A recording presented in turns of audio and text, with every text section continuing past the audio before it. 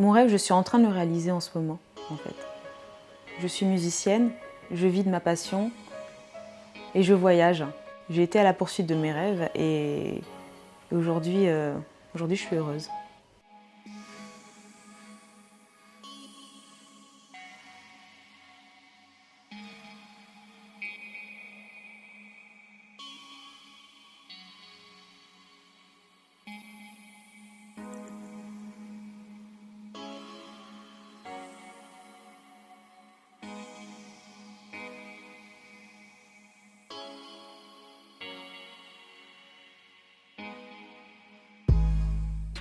Les clés de la réussite, je dirais que tout d'abord, c'est la passion, l'amour du métier. L'innovation et la créativité dans le domaine de la musique. Et ce qui est primordial, c'est le travail, travailler tous les jours, tout le temps.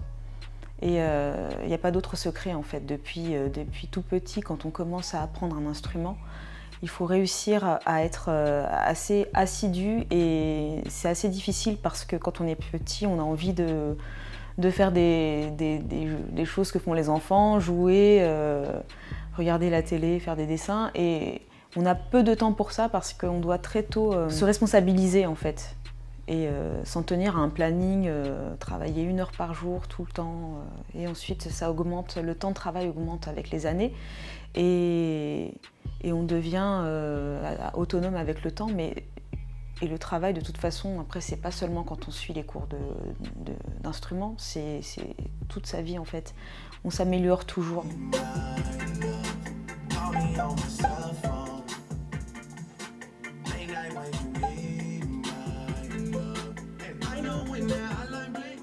En fait, la musique, ça a été, c'est une vocation, c'est pas quelque chose, c'est pas un métier que j'ai choisi, c'est quelque chose qui a toujours été là. J'ai grandi dans un univers musical avec des parents qui écoutaient de la musique du matin au soir. Il y avait des instruments à la maison, piano, guitare. Ma mère écoutait tous les styles de musique, elle chantait, elle écoutait du rock, du jazz, du reggae, du hip-hop, elle écoutait vraiment tout. Et du coup, j'ai toujours baigné là-dedans et je me suis jamais posé la question de savoir qu'est-ce que je ferais plus tard. Je savais que de toute façon, je ferais aussi de la musique quoi qu'il arrive. Et mon grand-père aussi était musicien et mon grand-père est malgache. Il fabriquait des instruments de musique traditionnels et il jouait, il chantait également, donc c'est vrai que c'est quelque chose qui a toujours été là.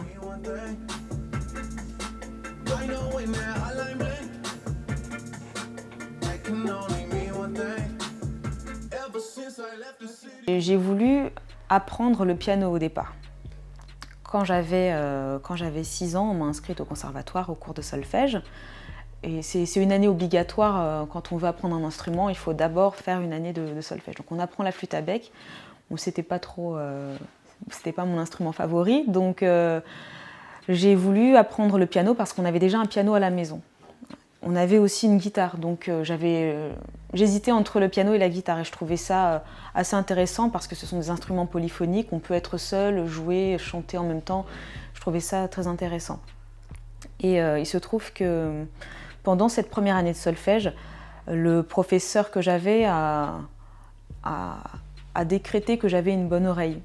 Donc c'est le professeur qui m'a un peu orientée vers le violon, qui est un instrument qu'on peut jouer uniquement si on a une bonne oreille, sinon c'est assez compliqué. Et donc j'ai pratiqué le violon l'année suivante, donc à l'âge de 7 ans. Et j'ai pas accroché tout de suite en fait, parce que c'était très très difficile. C'était difficile, au bout de 2 mois, j'ai demandé à mes parents si je pouvais changer d'instrument. Et c'est grâce à eux d'ailleurs que j'en suis là aujourd'hui, c'est qu'ils m'ont vraiment appris à aller au bout des choses et à se battre aussi parce que parce que rien n'est simple en fait, que ce soit le violon ou le piano ou un autre instrument, de toute façon il aurait fallu que je travaille dur. Et aujourd'hui je remercie mes parents de m'avoir inculqué ces valeurs et surtout de m'avoir appris à ne pas rester sur un échec, à toujours persévérer et à aller au bout des choses, à tout prendre comme un challenge en fait parce que tout est difficile au départ et on rencontre toujours dans tous les Dans tous les challenges, on rencontre des obstacles qu'il faut savoir surmonter, dans la musique et dans tous les domaines.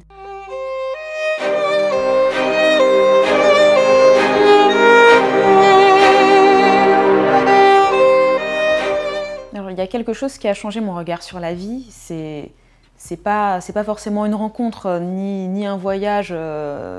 C'est un livre que j'ai lu. Et à partir de ce moment-là, en fait, ma vie a pris un vrai tournant. Et ce livre, c'est L'Alchimiste de Paulo Coelho.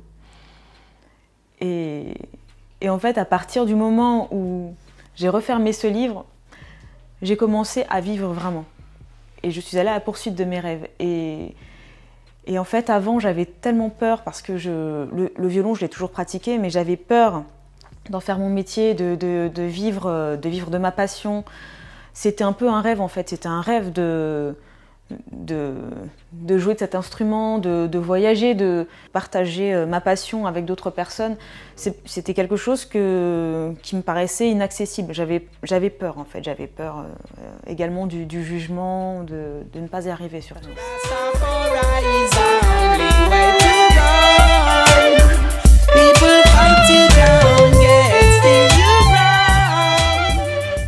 Donc, mon rêve de petite fille, d'être violoniste professionnelle, de voyager, peut-être d'aller à La Réunion, qui est ma terre d'origine.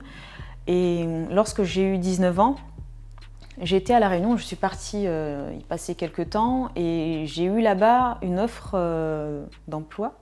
On me proposait de devenir professeur de violon. Et le directeur de l'école de musique attendait donc mon retour et une réponse.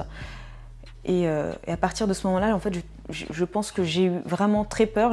J'étais tellement proche de mon rêve que j'en ai eu peur et je suis partie. Une semaine après, je suis revenue à Paris. J'ai eu peur je sais pas, j'ai eu peur d'échouer. Et j'étais peut-être pas prête, ou je sais pas, je pourrais pas décrire en fait cette émotion-là. Et lorsque je suis allée à l'aéroport, mon colocataire m'a offert ce livre, L'Alchimiste. Et il m'avait mis un petit mot sur la page de garde en me disant j'espère que ce livre te permettra de réaliser tes rêves. Et ce livre, je l'ai lu longtemps après, quelques années plus tard, je ne l'avais pas ouvert. Et lorsque j'ai lu ce livre, quelques semaines après, en fait, je suis partie, j'ai eu une opportunité d'emploi justement en Guadeloupe pour devenir professeur de violon.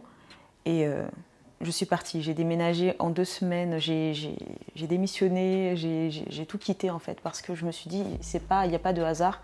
Et donc j'y suis allée, j'ai foncé.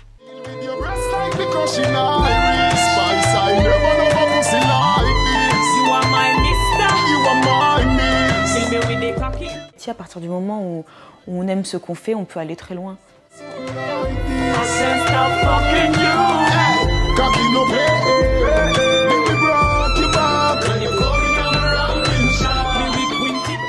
Pour atteindre son objectif professionnel, la chose la plus importante déjà, ce serait de bien s'entourer, mais surtout de ne laisser personne être un obstacle à la réalisation de ses rêves.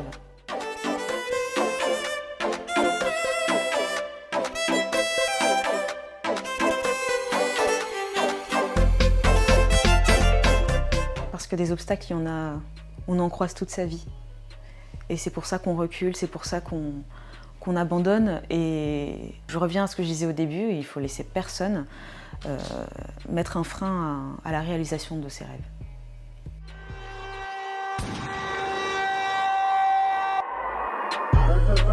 The